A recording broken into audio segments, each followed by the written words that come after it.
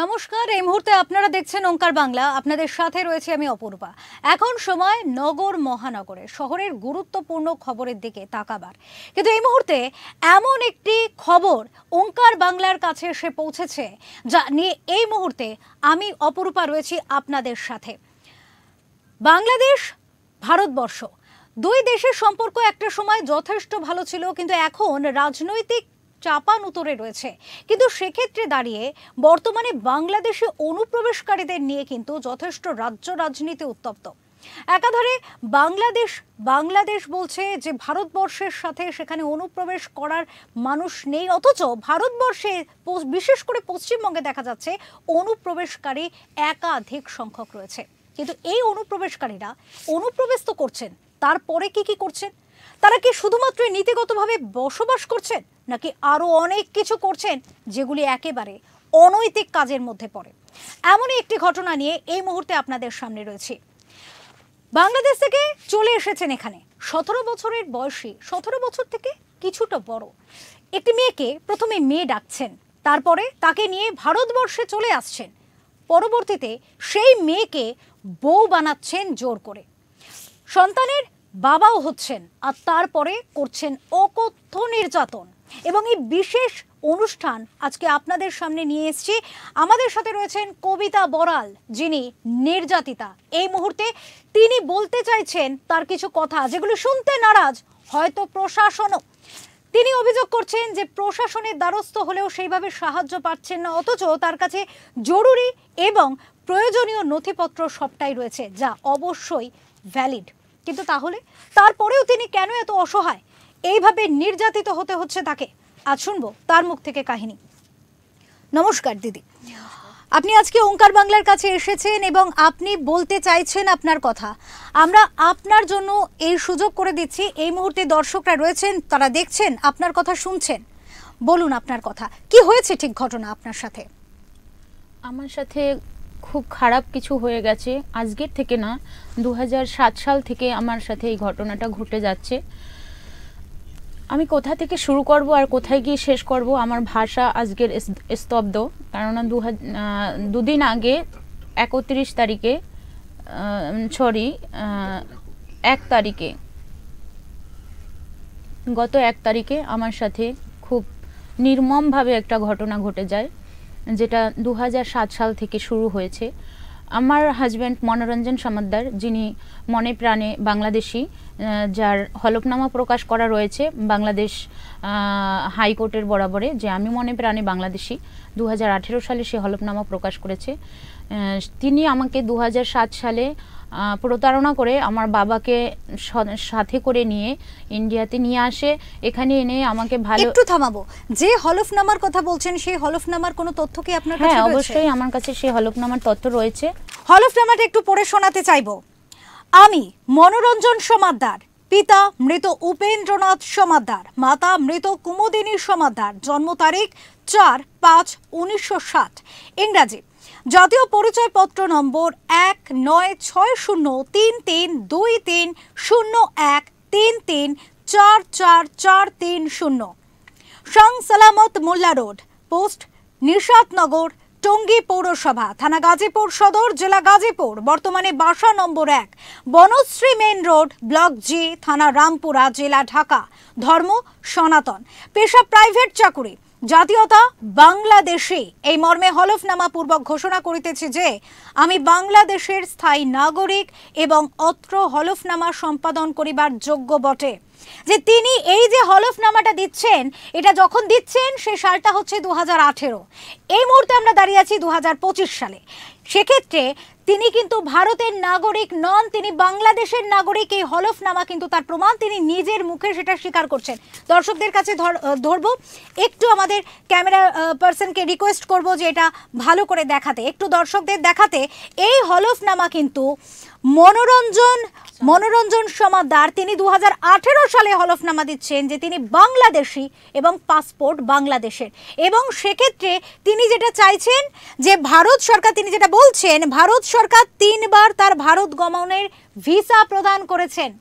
তিনি কিন্তু নাগরিকত্বের কথা উল্লেখ করেননি।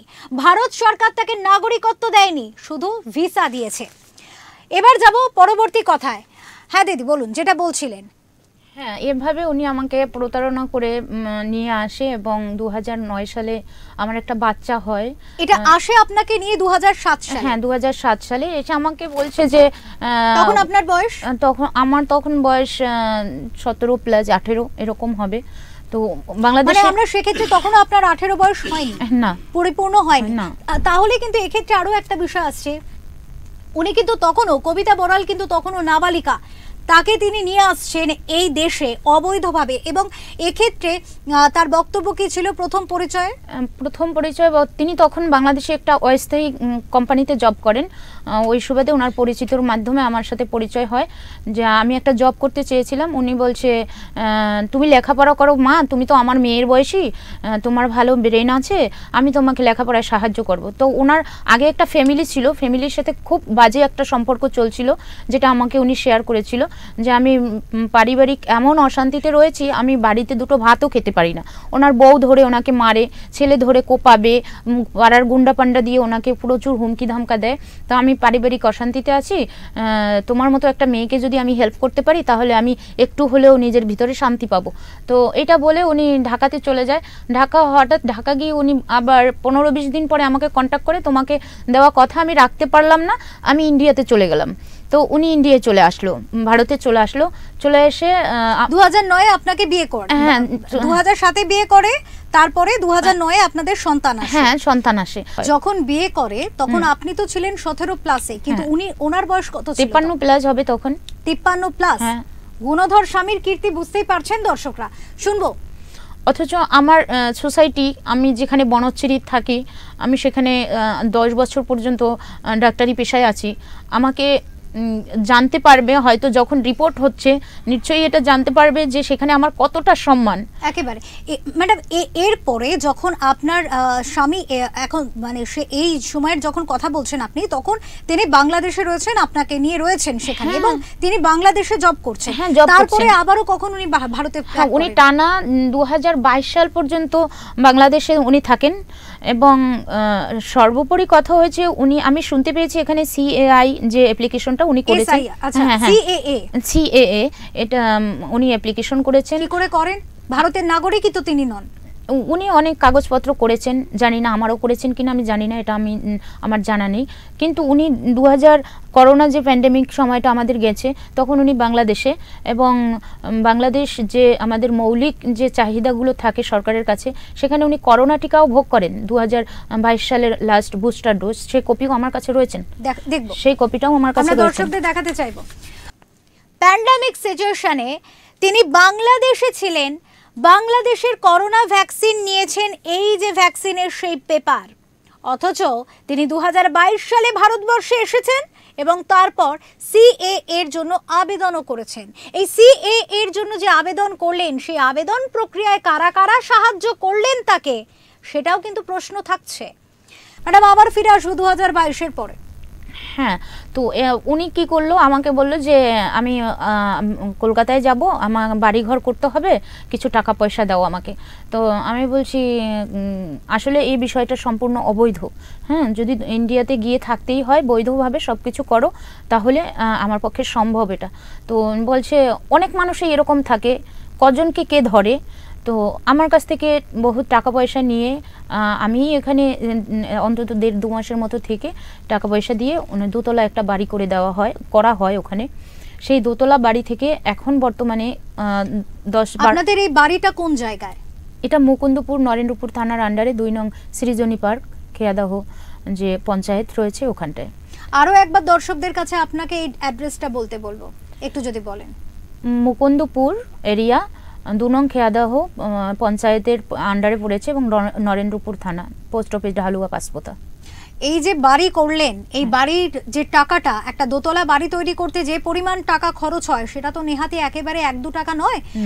সেক্ষেত্রে সেই যে বাড়িটা তৈরি হলো, সেই বাড়িটা কে তৈরি করলো? আমি আমার টাকা, আপনার টাকায় উনি তৈরি করলেন, আপনার টাকা, আমার টাকায় আমি তৈরি করে দিয়েছি। এবং তখনও নাগরিকত্বের বিষয়টা আসেনি, এবং আপনি বারবার বলা সত্ত্বেও যে নাগরিকত্ব না নিয়ে এইভাবে বাড়ি তৈরি করা অবৈধ, তা সত্ত্বেও তিনি জোর করে এই জিনিসটা করেন, জোর করে আমাকে করিয়েছে।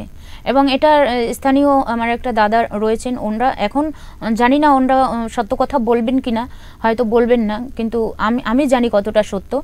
তারা জানি যে এই বাড়িটা কবিতা করেছে, দাঁড়িয়ে থেকে কবিতা করেছে, এবং প্রত্যেকটা স্লিপ লিস্টে আমার নাম রয়েছে, টাকা পেয়ে আমি করেছি এবং টাকাগুলো আমি এনেছি।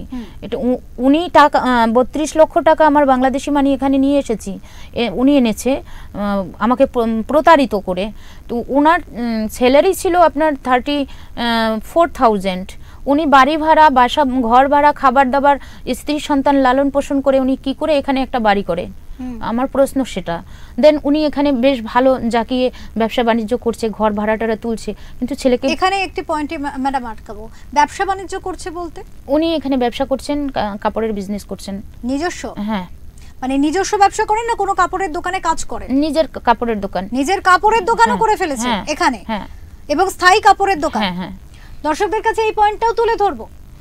এত অনুপ্রবেশ করছেন, অবৈধভাবে এখানে আসছেন, এবং সেখানে তিনি জামা কাপড়ের ব্যবসা করছেন, জাকিয়ে বসেছেন এখানে।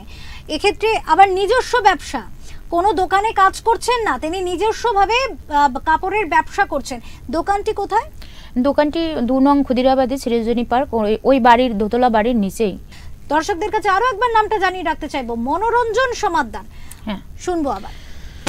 লাস্ট আমি ফেব্রুয়ারি মাসে, এই যে 25 ফেব্রুয়ারি মাসে এসে আমার ক্লাবের সভাপতি সঞ্জয় দা, ওনার কাছে গিয়ে সমস্ত ডকুমেন্টস আমি দেখালাম। দাদা দেখো, আমার ক্লাব বলতে 2 নং ক্ষুদিরাবাদের যে ক্লাব কমিটি রয়েছেন, ওখানের যে সদস্য সভাপতি, আমি বললাম দেখো দাদা, আমি একটা মিথ্যা কথা বলছি না, আমার টাকা পয়সা দিয়ে ঘর বাড়ি তৈরি হলো, আমার টাকা পয়সায় সে এখানে থাকছে, ভাড়া তুলছে, খাচ্ছে, অথচ আমার ছেলেটা ট্রিটমেন্ট পাচ্ছে না, আমি ভরণ পোষণ পাচ্ছি না, আমার ছেলেটা পড়াশোনা করতে পারছে না, তোমরা কিছু একটা আমাকে করে দাও, তোমরা ছাড়া আমার কেউ নেই, আমি কার কাছে যাব?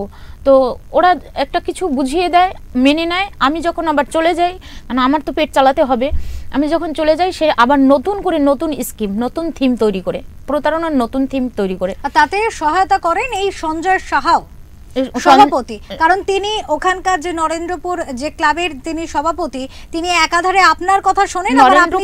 নরেন্দ্রপুর ক্লাব নয়, এটা 2 নং ক্ষুদিরাবাদের ক্লাব সভাপতি। উনি ততটা জড়িয়ে আছে কিনা এটা আমার এখনো আমি জানি না, কিন্তু বাড়ির সাথেই 2টো ফ্যামিলি আছে এবং ওনার ওখানে নিজের ভাই বোন আছে, এদের সহযোগিতা এগুলো হচ্ছে।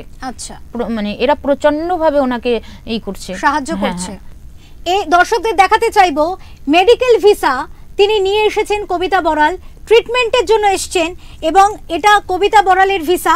এবং আমি দেখাতে চাইবো দর্শকদের আরো একবার, সম্ভবত এটা আপনার মায়ের,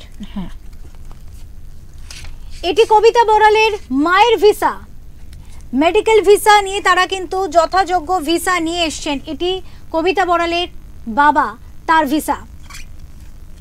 আরো একবার দেখাতে চাইবো মায়ের ভিসা, বাবার ভিসা এবং কবিতা বড়ালের ভিসা, এবং আইনত সিদ্ধ ভিসা, আইন বহির্ভূত নয়, অবৈধ নয়, বৈধ মেডিকেল ভিসা নিয়ে তিনি এসছেন। এবং তারিখটা এখানে দেখাতে চাইবো 29 জুলাই 2025, এই যে 29 জুলাই 2025 এই ভিসাটি নিয়ে এসছেন, যার ভ্যালিডিটি রয়েছে 13/1/2026 পর্যন্ত।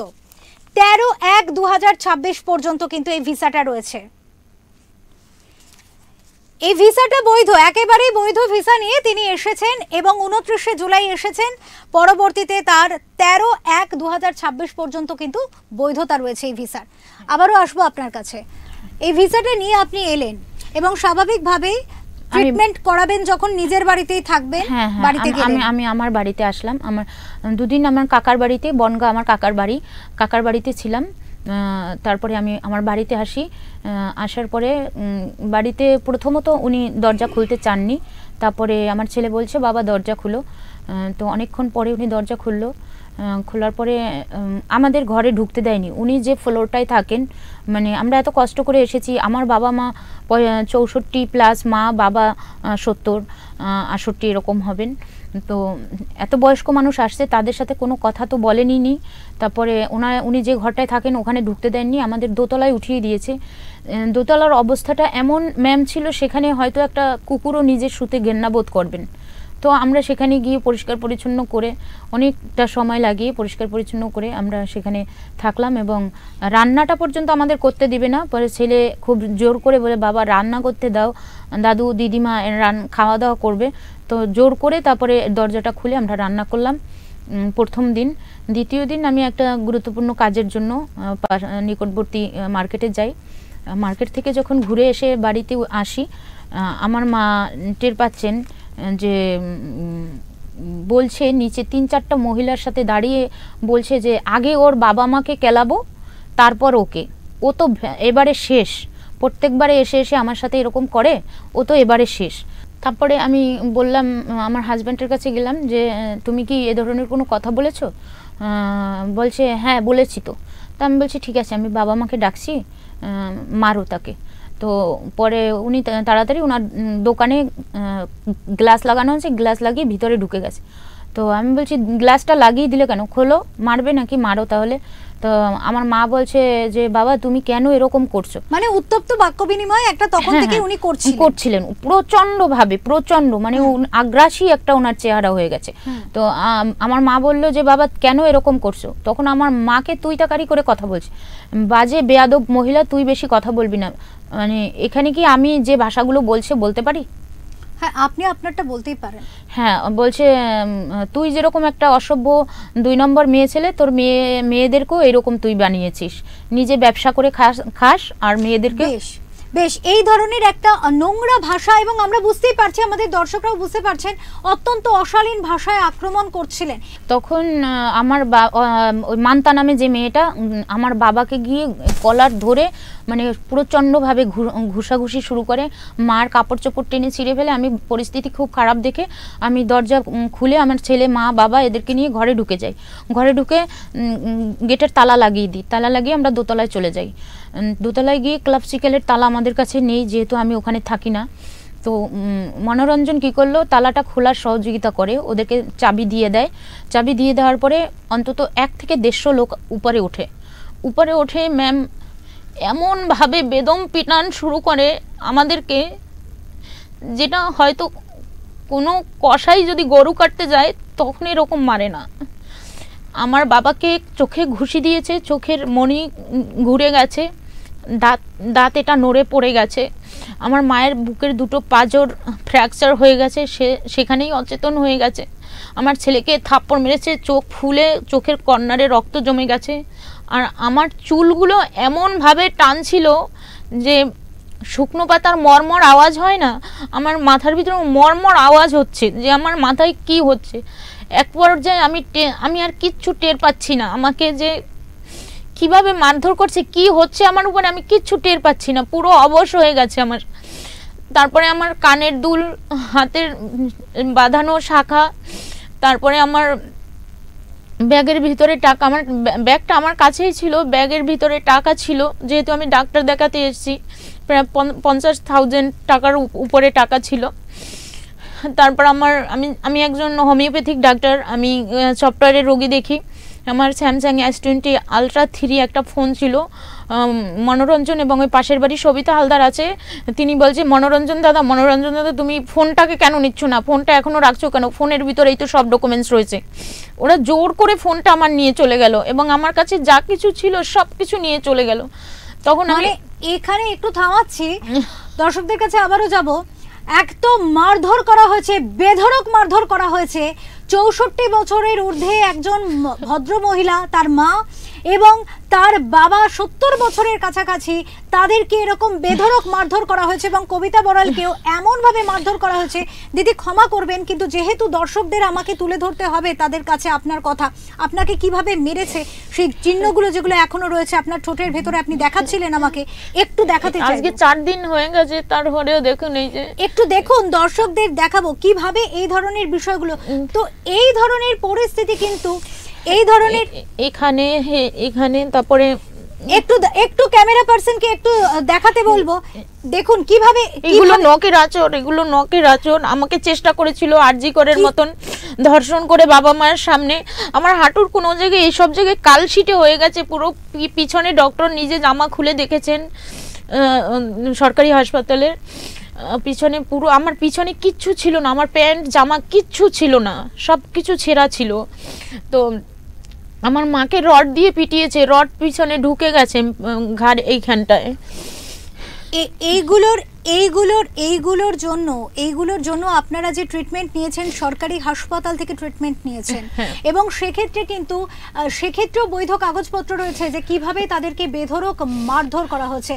সেক্ষেত্রে আপনারা কোথায় দেখিয়েছেন, এই চিকিৎসাটা কোথায় নিয়েছেন আপনাদের? আমরা বাঘাযতীনে নিয়েছি। তো একটা পর্যায়ে ম্যাম, যখন আমার টপিকটা শেষ হয়নি, একদম বলুন কিভাবে উদ্ধার, ওই পরিস্থিতি থেকে কিভাবে উদ্ধার? হ্যাঁ, যখন দেখলাম এত মানুষ, আমরা কোনোভাবে বাঁচতে পারবো না, আমি কি করলাম, আমার শেষ শক্তি বাঁচিয়ে রাখতে হবে, যে আমি যদি খুব চিল্লাপাল্লা করি তাহলে যেখানে শব্দ টের পাবে আমার ওখানেই মারবে। আমি এক পর্যায়ে নিজে নিস্তেজ হয়ে গেছি, ওরা জানলে যে অজ্ঞান হয়ে গেছে চলে যাবে, সেই কাজটাই ওরা করেছে, যে আমি অজ্ঞানের মতো হয়ে পড়ে আছি। ওই মুহূর্তে আমার পাসপোর্ট বাঁচাতে হবে, পাসপোর্ট না বাঁচালে আমি আর যেতে পারবো না। তো মানে আপনি অজ্ঞান হওয়ার ভান করে প্রাণ রক্ষা করেছেন? হ্যাঁ। তো ওরা চলে গেল, কিন্তু আমি চলে যাওয়ার পরেই আমি পাসপোর্টটা সারার জন্য উপরে উঠে যাই। উপরে ওঠার পর আবার 3-4 মিনিট পরেই 15-20টা ছেলে পেলে আবার উপরে উঠছে, যে আমাকে আবার মারবে। মানে ওরা তালা বন্ধ করে দেয়, বারবার তালা বন্ধ করে দেয়, আবার ঢুকে, তালা বন্ধ করে দেয়, আবার ঢুকে। আমি যখন ছাদে যাই পাসপোর্টটাকে ছাড়ার জন্য, তখন দেখছি ওরা আরও দলবল বেঁধে 15-16 জন ঢুকছে। আমি তখন ভাবলাম এখন আমি নিচে গেলে আর বেঁচে ফিরতে পারবো না। মানে আপনাকে একাধারে মেরেছে এবং ধর্ষণ করার মানসিকতাও ছিল? হ্যাঁ, এটা 100% ছিল, তাদের পূর্ব প্ল্যানিং এটা। আমার চলাফেরা মানে তারা কোনোভাবেই সহ্য করতে পারে না। আমি একটু ভালো পরিবেশ নিয়ে চলবো, ভালো জামা কাপড় পরবো, এটা তারা সহ্য করতে পারে না। বেশ, আপনি যখন বুঝলেন যে 20-25 জন আবারও আসছে উপরে, এবং সেই মুহূর্তে দাঁড়িয়ে আপনি কি করলেন? সেই মুহূর্তে আমি উপর থেকে আর নিচে নামিনি, যে আমার বাবা মা যেহেতু অচেতন, বাচ্চা অচেতন, কেউ হেল্প করার নেই। ওই মুহূর্তে আমি ক্লাবের সভাপতি সঞ্জয় দাকে ফোন করেছি, তার ফোনটা সুইচ অফ। মানে যেখানেই ফোন দিয়েছি সবার ফোন সুইচ অফ। এখন আমাকে কে হেল্প করবে? এক ভগবান ছাড়া তো কেউ নেই। আমি উপরে বসে ভগবানকে ডাকলাম, আর 3-4টা বাড়ির 3 তলা 2 তলা ছাদ টপকে আমি কিভাবে নেমেছি আমি জানি না। 4টে বাড়ির ছাদ টপকে আমি নিচে পানা পুকুরের ভিতরে, অলি গলি, কাজ দিয়ে ওয়াল করা সেই সব জায়গা থেকে, ভেরিবাদের ভিতর থেকে, আমি যেহেতু নরেন্দ্রপুর থানা চিনি না, আমি পূর্ব যাদবপুর থানায় গিয়ে অচেতন হয়ে পড়ে যাই। সেখানে তারা দেখে আমাকে ইনস্ট্যান্টলি সহযোগিতা করে এবং জল খাওয়ায়, এবং বিষয়টা জানতে চাওয়ার সাথে সাথে বলে, কেসটা তো আমাদের না, এটা নরেন্দ্রপুর থানার, আমরা এখনই ইনফর্ম করছি এবং আপনাকে পৌঁছে দিচ্ছি সেখানে। ওখান থেকে খুব ভালো সার্ভিস আমাকে দেয়। এটা কোন থানা বললেন, আরেকবার বলবেন? মুকুন্দপুর পূর্ব যাদবপুর থানায়, যেটা। আচ্ছা, বেশ, তারা সাহায্য করেছিল আপনাকে? খুব ভালোভাবেই সাহায্য করেছে, এবং 5-6 জন লোক আমাকে একটা ম্যাডাম সহ পাঠিয়েছে। এমনকি যখন নরেন্দ্রপুর থানায় নিয়ে যান, তখন আমার যে পরিস্থিতি, আমি দাঁড়াতে পারছি না, কিন্তু নরেন্দ্রপুর থানার লোক পূর্ব যাদবপুর থানার পুলিশের সাথে প্রায় 5-7 মিনিট দরজা বন্ধ করে কি কথা বলেছে আমি জানি না। আমার এটা ধারণা ছিল, হয়তো তারা ধারণা ভুলও হতে পারে, কোনো ক্যাম্পিং ছিল কিনা আমি জানি না। তারপর 5-7 মিনিট পরে আমার ভিতরে ঢুকালো। উনি আমার কথা নেওয়ার আগেই উনি বললো, আপনার তো কোনো কেস নেওয়া হবে না এখানে। আমি বলছি, কেন আমার কোনো কেস নেওয়া হবে না? আমার বাবা মা ভিতরে ঘরবন্দি, বেঁচে আছে কিনা আমি জানি না, আমার বাচ্চাটা ঘরবন্দি, আমি এই অবস্থায় আপনাদের কাছে এসেছি, আমার পিছনে কোনো জামা কাপড় নেই, আমি দাঁড়াতে পারছি না, আমার পিচের উপর থেকে আমি হেঁটে হেঁটে এসেছি খালি পায়ে, আমার পার নিচে কেটে ফেটে গেছে, আপনারা কেস না নেন, অন্তত আমাদেরকে উদ্ধার করুন ওই জায়গাটা থেকে। তখন বলল, ঠিক আছে। না, কিন্তু কেস নেবেন না কেন? এখানেও তো একটা প্রশ্ন। ম্যাডাম, আপনি একটু জল খান। এখানে আমাদের দর্শকদের কাছে আবারও একবার যাব। এখানে একটা প্রশ্ন স্বাভাবিকভাবেই ওঠে যে একজন মহিলা, তিনি কোথাকার, কি পরিস্থিতিতে, কি জায়গা থেকে রয়েছেন, সেটার থেকেও বড় কথা তিনি কি পরিস্থিতিতে সেই মুহূর্তে পৌঁছেছেন। তার প্রায় বিবস্ত্র অবস্থায় তিনি পৌঁছেছেন, রক্তাক্ত অবস্থায় ক্ষতবিক্ষত অবস্থায় পৌঁছচ্ছেন, পুলিশের কাছ থেকে সাহায্য চাইছেন, পুলিশ কি করে বলে যে আপনার অভিযোগ নেওয়া যাবে না? তারপর আমি বলছি আমি ফরেনার, আমি বৈধ পাসপোর্টে এসেছি, জেনার বিরুদ্ধে আমি কমপ্লেনটা করতে চাচ্ছি, বরং উনি অবৈধ এখানে, আমি বৈধ, আমি ট্রিটমেন্ট করতে এসেছি এখানে, আমার কেসটা আপনি কেন নেবেন না এখানে? তো আপনার কেস নিলে তো আপনাকে পুশব্যাক করে দেবে। আমি বলছি কেন পুশব্যাক করে দেবে? আমি তো ইনভ্যালিড পারসন নই, আমার এখনো 2026 পর্যন্ত ভিসার ডেট রয়েছে এবং আমি ট্রিটমেন্ট করব, আমি ট্রিটমেন্ট করতে পারিনি, আমার ট্রিটমেন্টের জন্য এসেছি। এবং আমি কিন্তু খুব অসচেতন মেয়ে নই, আমি LLB থার্ড ইয়ার করছি ক্রিমিনালের উপরে, এবং আমি একজন এডুকেটেড পারসন, ওম্যান, আমি একজন ডক্টর। আপনি কেস নেবেন কি না নেবেন ওটা আপনাদের বিষয়, কিন্তু আমার বাবা মাকে ইনস্ট্যান্টলি এখন উদ্ধার করুন, প্লিজ আমাকে হেল্প করুন। তখন বলছে হ্যাঁ এটা করা যেতে পারে। তখন ওরা 5-7 জন লোক এসে আমার বাবা মা তখনও ঘরবন্দি, পাড়ার লোকজন এসে দাঁড়িয়েছিল, তাদেরকে মানে তারা দিয়ে দূরে সরিয়ে দেয়। একটা পর্যায়ে আবার প্রায় পাড়ার 200-250 লোক এসে জমা করে এবং পুলিশ তখন বলে পুলিশ আপনাকে নিয়ে ওখানেই ওই অবস্থায় রয়েছে ওখানে। হ্যাঁ ওই অবস্থায়, কিন্তু পুলিশ আমার বাবা মা এবং আমাদের এই অবস্থা দেখে কোনো রকম সিম্পেথি নেই, তাদের কোনো রকমই সিম্পেথি নেই। আমার মা মানে শ্বাস নিতে পারছে না, আমার বাবার চোখটা ফুলে ঝুলে গেছে, কোনো রকম সিম্পেথি নেই। একজন ফরেনারকে, এত বড় একটা কান্ট্রি, আমরা এত সাধারণ মানুষ, একজন ফরেনারকে এতটুকু সাপোর্ট ইন্ডিয়ান সরকার দিতে পারে না। ইন্ডিয়া তো অনেক বড় একটা মানবিক কান্ট্রি, আমরা মনে করি, বাংলাদেশ থেকে আমরা হিন্দু যারা, আমরা মনে করি ইন্ডিয়া অনেক বড় একটা মানবিক কান্ট্রি যে হিন্দুদের জন্য, অথচ আমার জন্য এতটুকু সিম্পেথি তাদের ছিল না, এতটুকু সেফটি আমি পেতে পারি না ইন্ডিয়ার কাছে, ভারতের কাছে। আমার প্রশ্ন এখানে, আমার এত বয়স্ক বাবা মাকে আঘাত করা হলো, আমাকে আঘাত করা হলো, আমাকে প্রতারণা করা হলো, পাড়া প্রতিবেশী সবাই জানে আমার সাথে প্রতারণা হয়েছে, কেন এটা হচ্ছে? প্রশ্ন আমার, কোথায় কি গোল পাকানো হচ্ছে ভিতরে, আমি জানি না ম্যাম। পরবর্তীতে পুলিশ সেই পরিস্থিতিতে আপনাকে যখন, দর্শকদের কাছে আরো একবার যাব, এই মুহূর্তে দাঁড়িয়ে কবিতা বড়াল যে পরিস্থিতি ফেস করছেন, আশা করি দর্শকরা বুঝতে পারছেন। এই মুহূর্তে আমরা তুলে ধরার চেষ্টা করছি, এটা একটা মানবিক ক্ষেত্র। স্বাভাবিকভাবে দাঁড়িয়ে তিনি প্রশ্ন করছেন যে যেখানে তিনি বৈধ কাগজপত্র নিয়ে রয়েছেন, এইভাবে প্রতারিত হয়েছেন, এইভাবে আক্রান্ত হয়েছেন, তারপরেও পুলিশের সহায়তা তিনি কেন পাবেন না?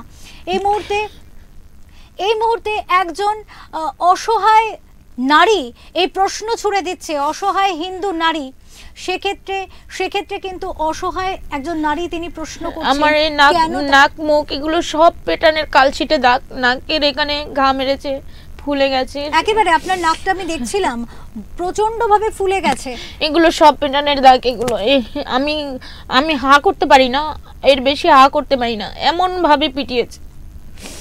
এই যে এত আক্রান্ত হওয়া সত্ত্বেও পুলিশের তরফ থেকে তিনি সহায়তা পাননি, সাহায্য পাননি, আজ অসহায় হয়ে দ্বারস্থ হয়েছেন ওঙ্কার বাংলার।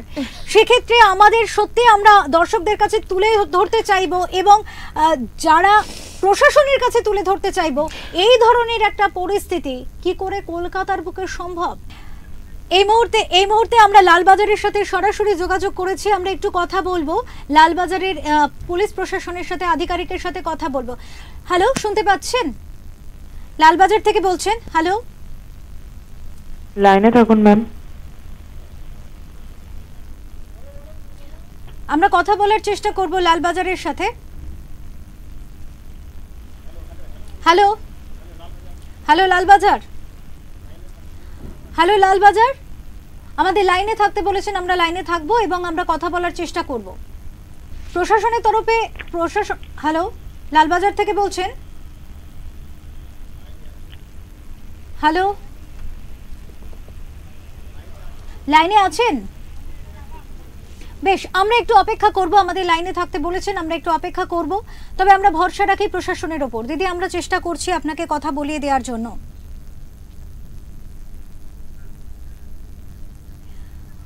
আমরা আবারও কথা বলবো। এই মুহূর্তে আপনার যে দাবি, আপনার পুত্র সন্তান যে রয়েছে সে তো এখানেই জন্মেছেন, হ্যাঁ, তাহলে তিনি তো সেই হিসেবে নাগরিকত্ব তিনি এখানকারই পাচ্ছেন। হ্যাঁ, বাঙ্গুর হাসপাতালে ওর জন্ম 2009 28 মে। হ্যালো, লালবাজার থেকে বলছেন? হ্যাঁ দেখুন, আপনাদের নরেন্দ্রপুর থেকে বলছেন তো আপনি? না, নমস্কার, আমি ওঙ্কার বাংলা থেকে বলছি, ওঙ্কার বাংলা নিউজ থেকে বলছি। হ্যাঁ বলুন ম্যাম। হ্যাঁ, আমাদের কাছে এই মুহূর্তে একটি এক ভদ্রমহিলা কবিতা বড়াল, তিনি বাংলাদেশ থেকে মেডিকেল বৈধ ভিসা নিয়ে এখানে এসেছেন, কিন্তু তাকে অত্যন্ত অশালীনভাবে আক্রমণ করা হয়েছে। তার বাবা, বৃদ্ধ বাবা মাকে আক্রমণ করেছে, তার তথাকথিত স্বামী করেছে, এবং তিনি অবৈধভাবে বাংলাদেশ থেকে এসে এখানে জুড়ে বসেছেন। তার ঠিকানা, তিনি, তার হাজবেন্ড কি বাংলাদেশে থাকে না এখানে থাকে? বাংলাদেশে থাকেন, বাংলাদেশের নাগরিক তিনি, এখানে অবৈধভাবে 2022 সাল থেকে এসে রয়েছেন। আচ্ছা, হাজবেন্ড এখানে 2022 সাল থেকে অবৈধভাবে রয়েছে, তাই তো? একেবারে ম্যাম। আর এখানে কিন্তু তিনি বাড়ি করে রয়েছেন। মহিলা কবিতা বড়াল, তিনি বাংলাদেশে থাকেন এবং তিনি বৈধ মেডিকেল ভিসা নিয়ে এসেছেন। আমি একটু কথা বলিয়ে দিতে চাইছি আপনাকে। কবিতা বড়াল সঙ্গে রয়েছেন। ম্যাম, আপনি বলুন, লালবাজারের আধিকারিক রয়েছেন আপনার সাথে, বলুন। নমস্কার লালবাজার, আমি কবিতা বড়াল। আপনি এখন বর্তমানে কোথা থেকে বলছেন কথা? আমি ওঙ্কার বাংলা থেকে বলছি। ওঙ্কার বাংলা স্টুডিও থেকে। অ্যাড্রেসটা বলুন। পার্ক স্ট্রিট নরেন্দ্রপুর বলছেন, তাই তো? হ্যালো, বলুন। নরেন্দ্রপুরে টর্চার হয়েছে? নরেন্দ্রপুর থানা থেকে টর্চার হয়েছে। এটা নরেন্দ্রপুর থানা থেকে টর্চার করা হয়েছে? থানার আন্ডারে 2 নম্বর খুদিরাবাদ, নরেন্দ্রপুর থানার আন্ডারে। আচ্ছা আচ্ছা, দেখুন, নরেন্দ্রপুর যে এরিয়াটার কথা বলছেন না, সেটা কলকাতা পুলিশের জুরিডিকশনের মধ্যে পড়ছে না, ওটা বারুইপুর কন্ট্রোলের আন্ডারে পড়ছে। ম্যাডাম, ঠিক আছে ম্যাডাম, তো আপনাকে আমি বারুইপুর কন্ট্রোলের নাম্বারটা দিচ্ছি, আর আমরাও জানিয়ে দিচ্ছি আপনার সমস্যার কথাটা। ঠিক আছে ম্যাম? ম্যাডাম, আমার একটি বক্তব্য ছিল, আমি ওঙ্কার বাংলার তরফ থেকে বলছি। বলুন। আমাদের পার্ক স্ট্রিটের স্টুডিওতে এই মুহূর্তে তিনি রয়েছেন এবং তিনি নরেন্দ্রপুর থানায় গেছিলেন, সেখান থেকে কিন্তু তাকে যথাযোগ্য সাহায্য করা হচ্ছে না ম্যাম। যেহেতু আমাদের কলকাতার মানুষের কাছে একমাত্র ভরসা আপনারা লালবাজার, সেক্ষেত্রে তিনি প্রায় কার্যত পালিয়ে এসেছেন, পালিয়ে এসে আমাদের এখানে দ্বারস্থ হয়েছেন। আমরা সেই কারণে, এবং তিনি ভীষণ অসুস্থ বোধ করছেন, তাকে ফিজিক্যালি অ্যাসল্ট করা হয়েছে ম্যাম। আমাদের তরফ থেকে এটা, যেহেতু কলকাতাবাসী, আমরা আপনাদের মুখে প্রপার অ্যাড্রেসটা বলুন। আপনার অ্যাড্রেসটা বলুন। নরেন্দ্রপুরের কোথায় তার বাড়ি? প্রপার অ্যাড্রেসটা বলুন। মুকুন্দপুর 2 নং খুদিরাবাদ, 2 নম্বর খুদিরাবাদ, তাই তো? হ্যাঁ হ্যাঁ হ্যাঁ হ্যাঁ, এখানেই আপনার হাজবেন্ডের বাড়ি? হ্যাঁ, ওখানেই উনি আছেন। হাজবেন্ড আপনাকে অত্যাচার করে, তাই তো? হ্যাঁ, অত্যাচার না, শুধু প্রতারণা, মারধর, আমার বাবা মাকে পিটিয়ে হাড় ফ্র্যাকচার করে দিয়েছে, চোখের মণি আউটলেস। বলুন। হ্যাঁ, চোখের মণি, আমার বাবার চোখের মণি আউটলেস করে দিয়েছে, মায়ের 2টো হাড় ফ্র্যাকচার করে দিয়েছে, বাবার দাঁত ভেঙে দিয়েছে, আমাকে বিভিন্ন ভাবে অ্যাসল্ট করেছে, গায়ে যাদের কথা বলছেন তারা নরেন্দ্রপুরের অন্তর্গত, নরেন্দ্রপুর থানার অন্তর্গত, তাই তো? হ্যাঁ, নরেন্দ্রপুর থানা। আমার কেস তো নেয়নি, দেন মনোরঞ্জন সমাদ্দার, যিনি আমার হাজবেন্ড, ওনার কেসটা ওনারা নিয়েছেন, আমারটা নেননি। আচ্ছা আচ্ছা, বুঝতে পারছি। আচ্ছা ম্যাম, দেখুন, আমি এখন ওঙ্কার বাংলার স্টুডিওতে বসে আপনার সাথে কথা বলছি। প্লিজ ম্যাম, আপনারা একটু হেল্প করুন, না হলে আমি এখান থেকে। আমরা অবশ্যই, চিন্তা করবেন না, আমরা বারুইপুর কন্ট্রোলকে বিষয়টা জানিয়ে দিচ্ছি। যেহেতু আপনি যে এরিয়া থেকে কথা বলছেন, সেই এরিয়াটা, নরেন্দ্রপুরটা তো কলকাতা পুলিশের জুরিডিকশনের মধ্যে পড়ছে না। ঠিক আছে, আমরা জানিয়ে দিচ্ছি বারুইপুর কন্ট্রোলকে। আমি তো বাংলাদেশ থেকে এখানে বৈধভাবে এসেছি ম্যাম। আমার তো লালবাজারের উপরে শুধু আমার না, আমরা বাংলাদেশ থেকে জানি, একবার যদি কোনো কেস লালবাজারের কাছে যায়, তাহলে সেটা পুঙ্খানুপুঙ্খভাবে তদন্ত হয় এবং সেটার একটা সঠিক বিচার সবাই পায়।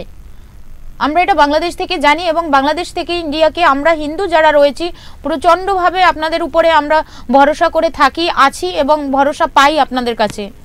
অন্য কোনো থানা যদি এটা না করে, আপনারা এটা পুঙ্খানুপুঙ্খভাবে তদন্ত করেন এবং সঠিক বিচার আপনারা দেন। আমরা বারুইপুর কন্ট্রোলকে বিষয়টা জানাচ্ছি। ঠিক আছে ম্যাম, আমরা ওঙ্কার বাংলার তরফ থেকে একটু ইন্টারাপ্ট করছি। এই মুহূর্তে দাঁড়িয়ে উনি কলকাতার পার্ক স্ট্রিটে আমাদের অফিসে যেহেতু রয়েছেন ম্যাম, এখানে উনি পালিয়ে এসেছেন এবং উনি অসম্ভব নিরাপত্তাহীনতায় ভুগছেন। তো ম্যাম, আমরা লাইভ অনুষ্ঠানে বসে আছি, এই মুহূর্তে আমরা লাইভে রয়েছি, এবং উনি দর্শকদের কাছে এবং সেই জায়গায় বসে আপনাকে ফোনটা করা হচ্ছে ম্যাম। কোন রকম থানা, আমি জানি নিয়মের গণ্ডিতে আপনারা বলুন তো। 9 নম্বর এজেসি বোস রোড, আমাদের অফিস কত number AJC Bose road? 9 number AJC Bose road, 9 number AJC Bose road, তাই তো? মল্লিক বাজার। মল্লিক বাজার। ম্যাম আমাদের একটাই শেক্সপিয়ার সরণি, বলুন। শেক্সপিয়ার সরণি, একদম শেক্সপিয়ার সরণি থানা। ম্যাম আমরা আপনার কাছে, হ্যাঁ ম্যাম, আমরা যেহেতু প্রশাসন ও গণতন্ত্রের একটি স্তম্ভ এবং আমরাও সংবাদ মাধ্যম চতুর্থ স্তম্ভ গণতন্ত্রের, আমাদের তরফ থেকে আপনাদের কাছে হাত জোর করে অনুরোধ ম্যাম, এই বিষয়টা নিয়ে একটু তদন্ত করে দেখুন। কারণ এইভাবে অনুপ্রবেশ করে এবং এনার এই ভদ্রমহিলা এবং এনার পরিবার অত্যন্ত অসহায় হয়ে রয়েছে এই মুহূর্তে। উনি করজোরে হাত জোর করে বসে আমার টাকা পয়সা যেখানে যা ছিল, মোবাইল ফোন যা ছিল সব নিয়ে গেছে, আমি কিছু নিঃস্ব করে দিয়েছে। আপনি এখন ওই স্টুডিওর ভেতরেই রয়েছেন, তাই তো? হ্যাঁ হ্যাঁ। আচ্ছা আচ্ছা। আর আপনার ফ্যামিলি, আপনার হাজবেন্ড, সমস্ত সবাই নরেন্দ্রপুর থানার আন্ডারে থাকে, তাই তো? হ্যাঁ। ঠিক আছে ম্যাম, চিন্তা করবেন না, আমরা বারুইপুর কন্ট্রোলকে জানিয়ে দিচ্ছি বিষয়টা, ঠিক আছে? এই মুহূর্তে দাঁড়িয়ে তাহলে কবিতা ম্যাম কি করবেন জিজ্ঞাসা করুন। ম্যাম আমি এখন কি করতে পারি তাহলে? আমার ফোন আমার সমস্ত কিছু, টাকা পয়সা, আমি কিছু কিনে খাবো ম্যাম, বাবা মাকে ট্রিটমেন্ট করবো, এরকম পরিস্থিতি আমার নেই ম্যাম। আমার কানের হাতের একটা চুড়ি ছিল, আমি সেইটা বিক্রি করে এখন চলছি ম্যাম। আমার টাকা পয়সা সব কিছু নিয়ে গেছে, আমার মোবাইল ফোন নিয়ে গেছে, কোনো কিছু পুলিশকে আমি বারবার বলছি আমার ফোনটা অন্তত ফেরত করে দিন, পুলিশ সেটাও আমাকে করেনি। ম্যাম প্লিজ আমাকে হেল্প করুন ম্যাম, আমরা না হলে জীবন তো এখান থেকে ফিরে যেতে পারবো না। আমরা আচ্ছা ম্যাম এই মুহূর্তে আপনি শুনলেন কি কতটা অসহায় ভদ্রমহিলা এই মুহূর্তে আপনাদের কাছে রিকোয়েস্ট করছে। ম্যাম আপনি নিজে একজন মহিলা, আমিও অনুরোধ করব আপনাকে এই বিষয়টা একটু সঠিকভাবে দেখে দিন। আমাদের স্টুডিও থেকে ওনাকে উদ্ধার করুন এবং আপনারা আপনাদের দায়িত্বে, আপনি সেখানে এখন পুলিশ চাইছেন, তাই তো? আমার সাথে প্রতারিত হওয়া যা কিছু তার উচিত শিক্ষা চাচ্ছি, এবং দ্বৈত কান্ট্রির যে একটা ভাবমূর্তি নষ্ট করেছে একজন ফ্রড, আমি সেটা সঠিক বিচার চাচ্ছি। কেন সে অবৈধভাবে থাকতে হলে বৈধভাবে সে সবকিছু সমর্পণ করে থাকুক, কেন অবৈধভাবে সে থাকবে? অবৈধ জাল কাগজপত্র কেন সে করবে?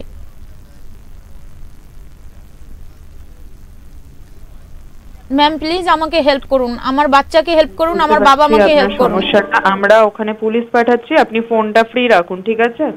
ম্যাম আপনি পুলিশ যাচ্ছে, গেলে কথা বলে নেবেন আপনি। একেবারে ম্যাম আমিও এটাই আপনাকে ওঙ্কার বাংলা তরফ থেকে অনুরোধ রাখবো যে আপনারা আমাদের স্টুডিও থেকে একটু ওনাকে উদ্ধার করুন। হ্যাঁ অবশ্যই, আমরা ওখানেই পুলিশ পাঠাচ্ছি। আন্তরিক ধন্যবাদ ম্যাম, আন্তরিক ধন্যবাদ। নমস্কার ম্যাম। নমস্কার। নমস্কার। আমরা দর্শকদের কাছে আবারও ফিরবো। দেখলেন আপনারা, আমরা কথা বললাম লালবাজারের পুলিশ আধিকারিকের সাথে, এবং এই মুহূর্তে কিন্তু ওঙ্কার বাংলার স্টুডিওতে কিন্তু লালবাজার থানা থেকে পুলিশ আসছেন এবং ওনাকে উদ্ধার করে নিয়ে যাবেন, এবং পরবর্তীতে ওনার নিরাপত্তা, ওনার বাবা মায়ের নিরাপত্তা, ওনার সন্তানের নিরাপত্তা, এই সমস্ত কিন্তু কিছু দেখবেন। কবিতা দেবী, আশা করি আপনি এই বিষয়ে খানিকটা হলেও আশ্বস্ত হলেন, কারণ এবার পুলিশ সতর্কভাবে, সচেতনভাবে আপনাকে সহায়তা করবে। এই মুহূর্তে আসছে পুলিশ আপনাকে এখান থেকে, আপনার নিরাপত্তা, যে নিরাপত্তাহীনতায় আপনি ভুগছেন, যে নিরাপত্তার জন্য আপনি ওঙ্কার বাংলার দ্বারস্থ হয়েছেন, আমরা আশা করি আপনাকে সেই জায়গাটা একটু হলেও আশ্বস্ত করতে পারলাম। এই মুহূর্তে আমরা রয়েছি ওঙ্কার বাংলার অফিসের এখানে বাইরে রয়েছি। এই মুহূর্তে দাঁড়িয়ে যেহেতু আমরা শেক্সপিয়ার থানার আন্ডারে পড়ছি আমাদের অফিসটা, সেহেতু আমরা লালবাজারকে অনুরোধ করার পরে লালবাজার থেকে কিন্তু গুরুত্ব সহকারে বিষয়টি দেখে তারা কিন্তু এসছেন, এবং পরবর্তীতে তারা শেক্সপিয়ার থানায় কিন্তু যোগাযোগ করছেন যে তাদেরকেও এখানে ডাকছেন, তাদেরকেও এখানে নিয়ে আসার চেষ্টা করা হচ্ছে। স্টুডিও থেকে কিন্তু আমরা সরাসরি যোগাযোগ করি লালবাজার থানায়, যদিও বিষয়টি নরেন্দ্রপুর থানার অন্তর্গত, কিন্তু নরেন্দ্রপুর থানার এই ধরনের কার্যকলাপের পরিপ্রেক্ষিতে কিন্তু আমরা লালবাজারের সাথে যখন যোগাযোগ করি, লালবাজার গুরুত্ব দিয়ে বিষয়টিকে দেখেছেন এবং সেখানকার পুলিশ তারা কিন্তু এসে পৌঁছেছেন। এই মুহূর্তে আধিকারিকরা তারা পৌঁছে গেছেন এখানে এবং তারা যোগাযোগ করছেন।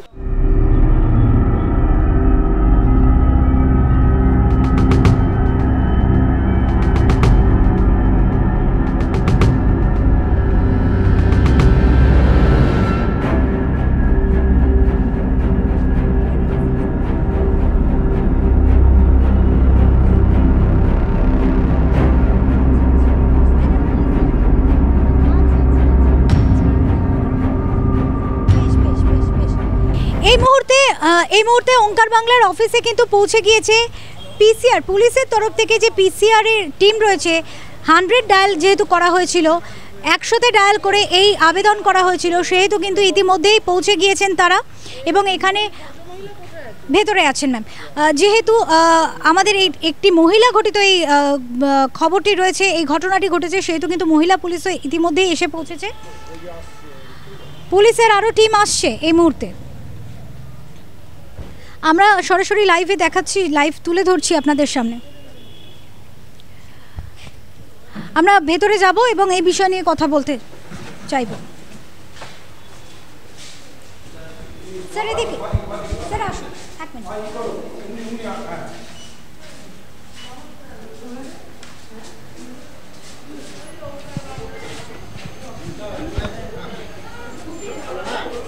স্যার আসুন, লাইভ করো, ওনাদের দিকে ঘুরে যান, ওনাদের দিকে ঘুরে যান।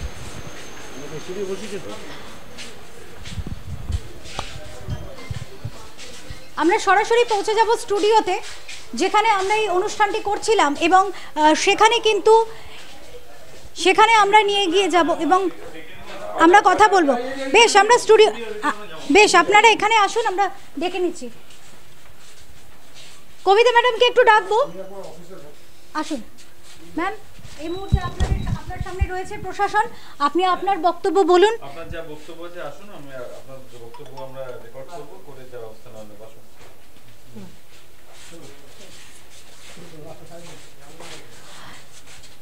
এই মুহূর্তে আপনারা দেখতে পাচ্ছেন ওঙ্কার বাংলার অফিস থেকে ফোন করা হয়েছিল, আবেদন করা হয়েছিল লালবাজার থানায়, সেই অনুযায়ী পুলিশ কিন্তু ইতিমধ্যেই এসে পৌঁছেছে এবং আক্রান্ত যে ভিকটিম কবিতা বড়াল যেভাবে নির্যাতিত হয়েছেন, যেভাবে আক্রান্ত হয়েছেন, আপনাদের সামনে আমরা তুলে ধরেছিলাম এবং এই মুহূর্তে পুলিশ তার বয়ান নিতে চলেছে। আমরা এই বিষয়টার উপর ফলো আপ রাখবো। পুলিশ তার বয়ান নেবে এবং পরবর্তীতে কী ধরনের পদক্ষেপ পুলিশ নেবে তাও কিন্তু আমরা জেনে নেব।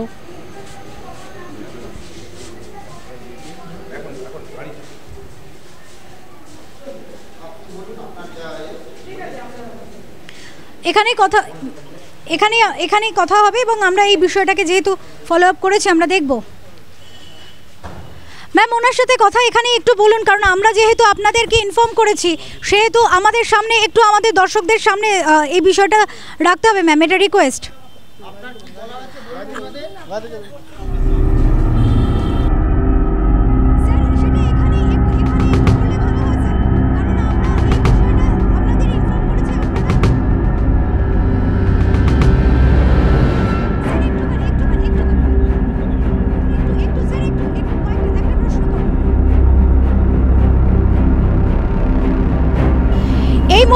এই মুহূর্তে আমরা কিন্তু একটু জানাতে চাইবো, এই মুহূর্তে উনি এসছেন কবিতা বড়াল, তিনি আজকে, আমি ওঙ্কার বাংলাকে অসংখ্য ধন্যবাদ জানাতে চাই যে লালবাজার পুলিশের মতন একটা সেফটি জোনে আমাকে পৌঁছে দিয়েছে এবং আমি আমার জানমাল নিরাপত্তা নিয়ে আমি আমার দেশে ফিরতে পারবো, আমার ট্রিটমেন্ট নিয়ে আমি ফিরতে পারবো। আমি ওঙ্কার বাংলাকে অসংখ্য ধন্যবাদ জানাই, এভাবে যেন ওঙ্কার বাংলা সবার পাশে থাকে। ম্যাম একটু প্রশ্ন করবো ম্যাম, ওনাকে কোন থানায় নিয়ে যাওয়া হচ্ছে ম্যাম, একটু জানিয়ে যান, ওনাকে কোন থানায় নিয়ে যাওয়া হচ্ছে? এখন দেখুন, শেক্সপিয়ার সরণি থানাতে কিন্তু ওনাকে নিয়ে যাওয়া হচ্ছে। শেক্সপিয়ার সরণি থানাতে কিন্তু ওনাকে নিয়ে যাওয়া হচ্ছে। স্যার একটা প্রশ্ন করব। হ্যাঁ, দেখে নিচ্ছি। স্যার, আমরা একটা প্রশ্ন করতে চাই যে ওনাকে যে নিয়ে যাওয়া হচ্ছে আপনাদের থানা থেকে নিয়ে যাওয়ার পরবর্তীতে কি পদক্ষেপ নেওয়া হবে? ওনার বক্তব্য শুনে নি, I am not spokes person, তো পরবর্তীকালে আপনারা জেনে যাবেন, ঠিক আছে? স্যার, নরেন্দ্রপুর থানার পুলিশ কিন্তু ওনাকে সহায়তা করতে চায়নি এবং ওটা উনি বলেছেন এবং সেক্ষেত্রে উনি নিরাপত্তাহীনতায় ভুগছেন। স্যার, এর মধ্যে এই জিনিসটা চলছিল, খবর পেয়ে আমরা এসেছি, এই দ্বারা আসতে আমরা দেখে নিচ্ছি ওনার কি বক্তব্য আছে, ঠিক আছে? একটু সরে যান, লেগে যাবে। অনেক ধন্যবাদ স্যার, অনেক ধন্যবাদ। ওঙ্কার বাংলার তরফ থেকে কিন্তু ওনাকে নিরাপত্তার আশ্বাস দেওয়া হলো। কবিতা ম্যাডামকে নিয়ে গেছেন শেক্সপিয়ার থানার পুলিশ এবং সেখানে পরবর্তীতে কিন্তু তাকে নিরাপত্তা দেওয়া হবে, এমনটা কিন্তু আমরা আশা করব।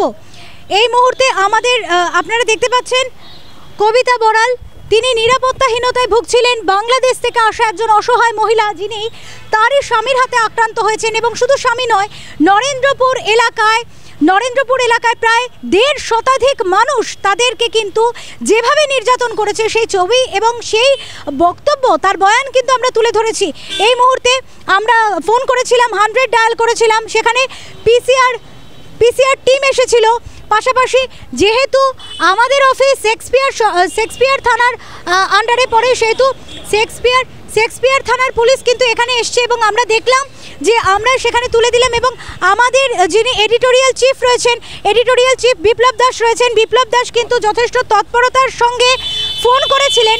তিনি নিজে পিসিআরে ছিলেন এবং তিনি 100 নম্বরে ফোন করে লালবাজারে ফোন করেছিলেন, পুলিশকে ইনফর্ম করেছিলেন। দাদার সাথে একটু কথা বলবো। দাদা, এই মুহূর্তে এই যে একটা ঘটনা, একটি মেয়ে আমাদের অফিসে এসে এইভাবে আপনার দ্বারস্থ হলো এবং পরবর্তী সকাল থেকে এটা আমার প্রত্যক্ষ এক মানে আমাদের যারা জেলা রিপোর্টার আছে সঞ্জয় মাঝি, সে প্রথমেই খবরটি দেয় এবং আরও 2-1 আমাদের সাংবাদিক বন্ধু খবরটি দেয় যে একটি মেয়ে এইভাবে সে রয়েছে। পুরো বিষয়টি আমরা তো ওঙ্কার বাংলায় আমরা তুলে ধরেছিলাম যে তিনি এসছেন বাংলাদেশ থেকে, বৈধ তার ভিসা রয়েছে, মেডিকেল ভিসা নিয়ে তিনি এসেছেন। তার স্বামী এখানে গত 2022 সাল থেকে তিনি এখানে বাড়ি করে নরেন্দ্রপুরে, অর্থাৎ ওখানে নরেন্দ্রপুর থানার আন্ডারে সেখানে উনি বাড়ি করে রয়েছেন। উনি তার স্বামীর বাড়িতে যান। এই বাড়িটা আবার উনি তো ওনারই বাড়ি বলা যায়। তো যাই হোক, এবার বৈধ অবৈধ সেটা প্রশাসন দেখবে, কিন্তু বৈধ ভিসা নিয়ে তিনি এসেছেন। আর তার স্বামী এবং সেখানকার পাড়ার লোকজন, তার বাবা মা, মানে এই মহিলার কবিতা বড়াল, তার বাবা, তার মা, তার পুত্র, এমনভাবে নৃশংসভাবে তাদেরকে মারধর করেছে পাড়ার লোকেরা। তারপরে উনি প্রায় কোনো রকমে তার মোবাইল, টাকা সমস্ত নিয়ে নিচ্ছে, শুধুমাত্র পাসপোর্টটা উনি কোনো রকমে আঁকড়ে ধরে প্রায় উলঙ্গ অবস্থায়, তার পেছনে কিছু ছিল না, ওই অবস্থায় তিনি 2-3টি বাড়ি পাঁচিল টপকে, ছাদ টপকে একটা পানা পুকুরের মধ্যে দিয়ে তিনি প্রথম পূর্ব যাদবপুর থানায় আসেন। পূর্ব যাদবপুর থানা অত্যন্ত সহানুভূতির সঙ্গে তাদেরকে উনাকে বলেন যে এটা তো আমাদের থানার আন্ডারে নয়, মুকুন্দপুরের যেহেতু ঘটনা, এটি আপনাকে নরেন্দ্রপুরে নিয়ে যেতে হবে, এবং তারা গাড়ি নিয়ে নরেন্দ্রপুর থানায় নিয়ে যান। কিন্তু নরেন্দ্রপুর থানা কোথাও জানি না তাদের কি হয়েছিল, নরেন্দ্রপুর থানা কি করলো, উনাকে বললেন যে আপনি তো বিদেশি, আপনার কোনো কমপ্লেন এখানে নেওয়া যাবে না। কিন্তু উনার স্বামী কমপ্লেন করেছেন, সেটা উনারা নিয়েছেন। তখন উনি কান্নাকাটি করে প্রচুর বলার পরে যে আপনি অন্তত আমার বাবা মা এবং ছেলেকে উদ্ধার করুন। তারপরে পুলিশ যায় এবং সেখানে দেখে কয়েকশো লোক। এটা কিন্তু উনার বয়ান। আমরা যে অনুষ্ঠানটা এতক্ষণ ধরে করলাম, সন্ধ্যে 6:30 থেকে আমরা এই লাইভ অনুষ্ঠানটা শুরু করেছি, কন্টিনিউ চলছে। সেইখানে দেখিয়েছি যে তিনি কিভাবে কাঁদছেন। একজন অসহায় মহিলা, তিনি বিদেশ থেকে এসছেন, তিনি হিন্দু, তিনি বারবার বলছেন যে আমার স্বামী, আপনারা সেটাকে বিচার করুন। কিন্তু নরেন্দ্রপুর থানা তাদেরকে রেস্কিউ করে কিন্তু কোনো কমপ্লেন নেয়নি। উনি প্রাণ ভয়ে পালিয়ে এসেছেন। সকালবেলা উনি ক্যানিং বা এরকম সোনারপুরের কোনো একটা জায়গায় উনি ছিলেন। সেখান থেকে আমরা যখন খবর পাই বিভিন্ন মাধ্যম দিয়ে, তাকে কলকাতায় আসতে বলি। উনি কলকাতায় আসেন প্রায় 5:30 নাগাদ আমাদের স্টুডিওতে এসে পৌঁছন। তার কাছে সমস্ত কাগজপত্র আমরা চেক করি, দেখলাম যে তার বৈধ ভিসা রয়েছে, তার বাবা মা সমস্ত কিছু বৈধ রয়েছে। প্রশ্ন এটাই যে একজন বিদেশি মহিলা এসেছেন ট্রিটমেন্ট নিতে, তাকে কেন স্থানীয় থানা তাকে সহায়তা করবে না? তারপরে আমরা যেটা করি, আমরা লাইভ অনুষ্ঠানটা করার পরে আমরা লালবাজার 100 ডায়ালে ফোন করি। 100 ডায়াল থেকে আমরা লাইভে পুরো বিষয়টি ওই মহিলা জানান লালবাজারকে।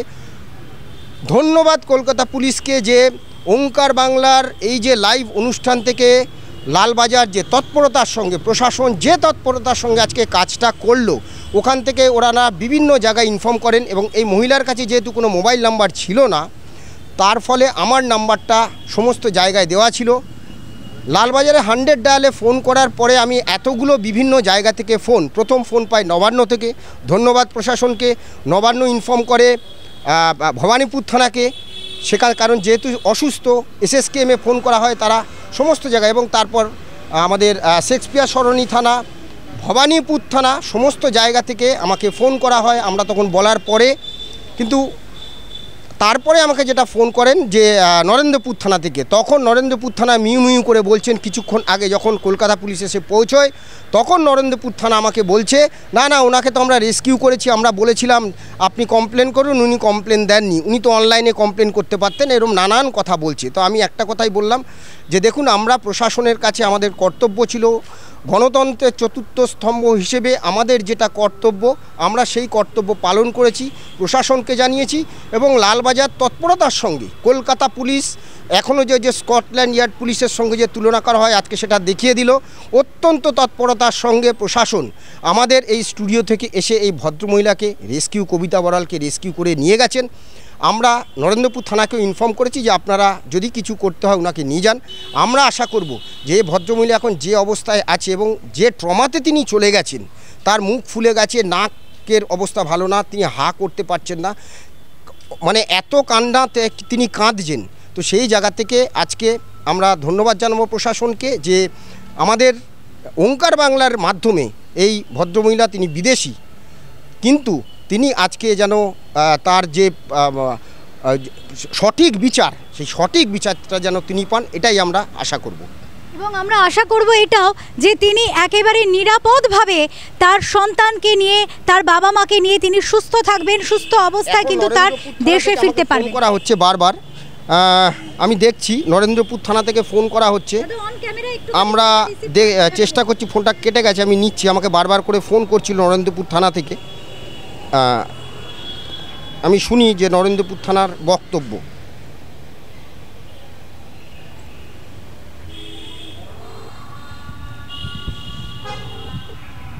নরেন্দ্রপুর থানা থেকে বলছিলাম। হ্যাঁ বলুন। হ্যাঁ, কি কমপ্লেন আছে? হ্যাঁ আপনি 100 নম্বরে ফোন করেছিলেন? হ্যাঁ 100 নম্বরে ফোন করেছি, আপনার ওখান থেকে তো একজনকে ফোন করেছেন। প্রবলেম তো আপনাদের ওখানে গতকাল এক মহিলা আপনাদের থানার আন্ডারে, তিনি বাংলাদেশ থেকে এসছেন এবং তাকে তার স্বামী বাড়িতে যায়, মারধর করে, তার বাবা মা সঙ্গে ছিল তাদের মারধর করে। আপনারা বোধহয় কোথায় মারধরটা করেছেন? হ্যাঁ কোথায়, মানে মারধরটা কোথায় করেছেন? নরেন্দ্রপুর আপনাদের থানায় আন্ডারে, যেখানে ওনার বাড়ি। তো যাই হোক, আপনাকে আমি বলি, আমরা 100 ডায়ালে উনি তারপরে আজকে সকাল থেকে অনেক জায়গায় ঘুরে ঘুরে আমাদের স্টুডিওতে এসেছিলেন। আমরা ওনাকে নিয়ে লাইভ অনুষ্ঠান করি এবং 100 ডায়ালে ফোন করি। কিছুক্ষণ আগে কলকাতা পুলিশ তৎপরতার সঙ্গে শেক্সপিয়ার থানায় ওনাকে নিয়ে গেছেন। আপনারা একটু শেক্সপিয়ার সরণি থানার সঙ্গে যোগাযোগ করে নিন এবং ওই মহিলা ওখানেই রয়েছেন। হ্যাঁ, কোন থানা? শেক্সপিয়ার সরণি থানা। শেক্সপিয়ার সরণি থানা। হ্যাঁ হ্যাঁ হ্যাঁ হ্যাঁ, আমাদের লাইভ লিংকটা আমরা শেয়ার করেছি, ওখানে উনি যথেষ্ট বক্তব্য রেখেছেন, সেই বক্তব্যগুলো শুনে নিতে পারেন। আমরা ওঙ্কার বাংলা, আপনারা ওঙ্কার অনলি ট্রুথ এই চ্যানেলটা দেখলে আপনারা পুরো ওই বিষয়টা, ওনার পুরো বক্তব্যটা ওখানে দেখতে পাবেন, একবার দেখে নেবেন। আচ্ছা, আরেকবার বলুন, আরেকবার চ্যানেলের নাম আপনাদের? ওঙ্কার বাংলা, ওঙ্কার বাংলা, ওঙ্কার বাংলায় এটা পুরোটা লাইভ অনুষ্ঠান হয়েছে, আপনারা পুরো বিষয়টা ওখানে দেখতে পাবেন, জানতে পারবেন।